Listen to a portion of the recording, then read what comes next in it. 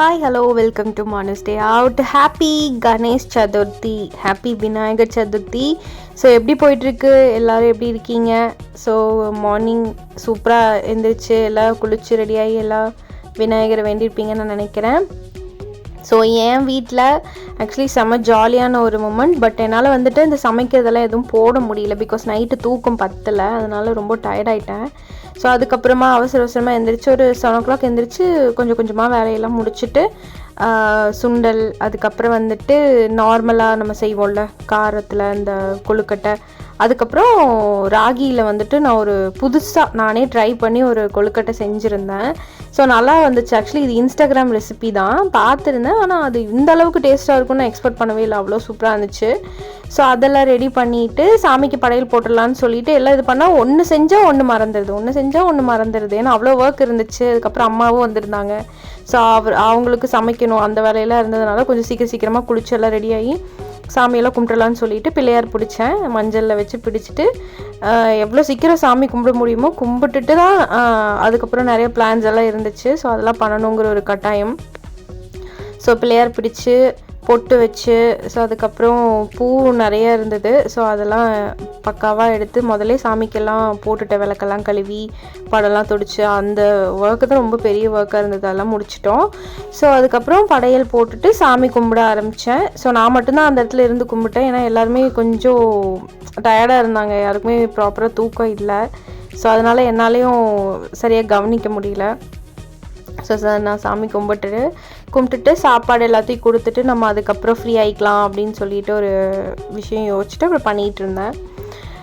So அதுக்கப்புறம் அடுத்து வந்துட்டு எங்கள் வீட்டுக்கு போகலாம் அப்படின்னு சொல்லிட்டு பிளான். ஆக்சுவலாக என்னாச்சுன்னா சமைச்சிட்டேன், சாம்பார் சாப்பாடு அதுக்கப்புறம் கொழுக்கட்டை வந்து இதெல்லாம் செஞ்சிருந்தேன் இல்லையா, அது எல்லாமே தனித்தனியாக பாக்ஸில் எல்லாம் எடுத்து எல்லாம் ப்ரிப்பேர் பண்ணி வச்சுட்ருந்தேன்.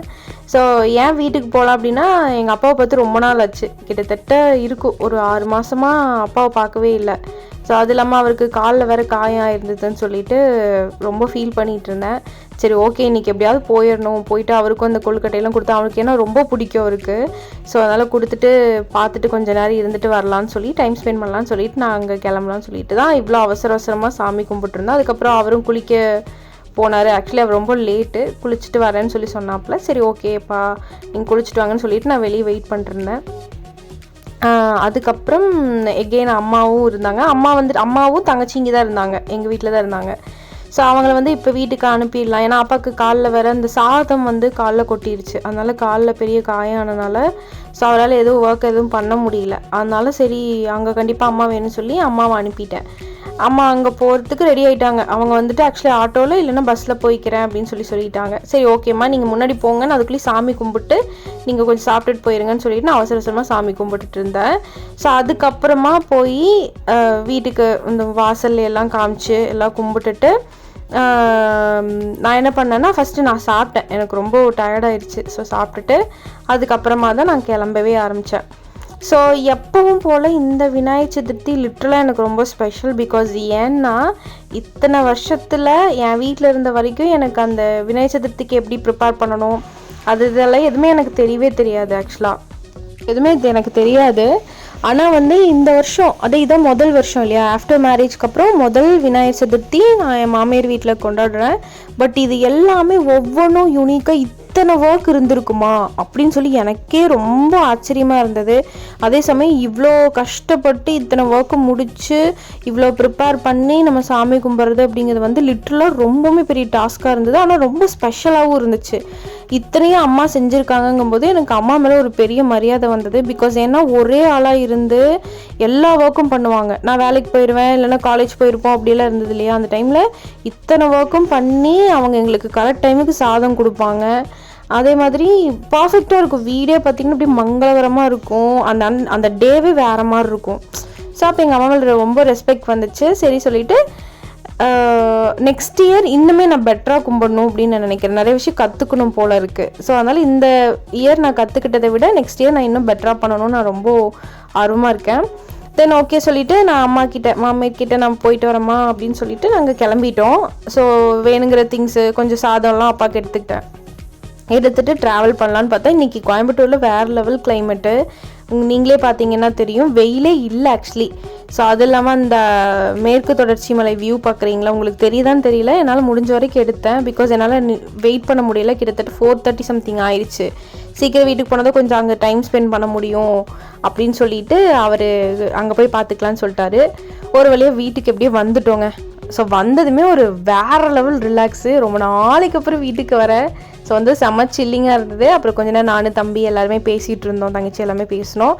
அப்புறம் மாடிக்கு போய் கொஞ்ச நேரம் படுத்துட்டு பப்ஜி விளாண்டுட்டு இருந்தோம். அப்போ வந்து எங்கள் வீட்டு குட்டி பிள்ளை புட்டு அவள் கொஞ்சம் சேட்டை பண்ணுறதா அவளே காமிக்கலான்னு சொல்லிட்டு எடுத்துகிட்டு இருந்தேன். அதுக்கப்புறம் நாங்கள் ஃபஸ்ட்டு, அதாவது நாங்கள் நான் ஸ்கூல் படிச்சுட்டு இருந்தேன் இல்லையா, அந்த டைமில் நாங்கள் வாடகைக்கு இருந்தோம். அந்த வீட்டுக்கிட்ட போகலான்னு சொல்லி போனால் அங்கே கோயில் ஃபங்க்ஷன் சொல்லிட்டாங்க. சரி ஓகே நம்ம கோயிலையும் போய் பார்த்துட்டு வரலாம் அப்படின்னு சொல்லி அவர்கிட்ட கொஞ்சம் கம்பல் பண்ணேன். அவர் வா இதனால என்ன, போயிட்டு வரலாம் அப்படின்னு சொல்லி சொன்னாப்புல.